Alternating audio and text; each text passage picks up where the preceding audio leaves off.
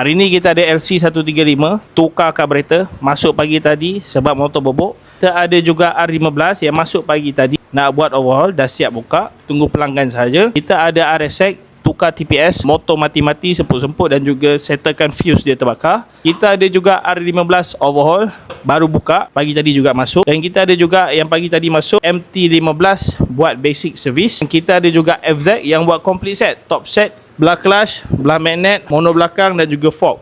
Peringatan untuk korang semua pelanggan, kali ni aku nak bagi benda yang gila-gila punya. Ada bulan Disember sehingga hujung bulan Disember, untuk valve clearance yang bunyi tepet, kalau dekat tail light tu bunyi tik tik tik tik tik tik, kasar sangat. Kalau rem je bunyi macam nak hancur je enjin tu kan. Korang datang je dapatkan khidmat valve clearance secara percuma. Asalnya harga yang ini, kau datang percuma, tak ada limitation, dengan syarat satu je, iaitu korang kena booking dekat www.standardkilang.com.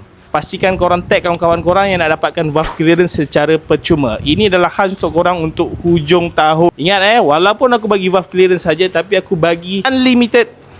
Kau nak datang 10 orang, 20 orang, 50 orang, 100 orang, datang. Tag 3 orang kawan korang kat dalam komen dan pastikan korang datang. Kita jumpa nanti. Jumpa lagi di Ni Motorsport, pusat servis Standard Kilang. Bye.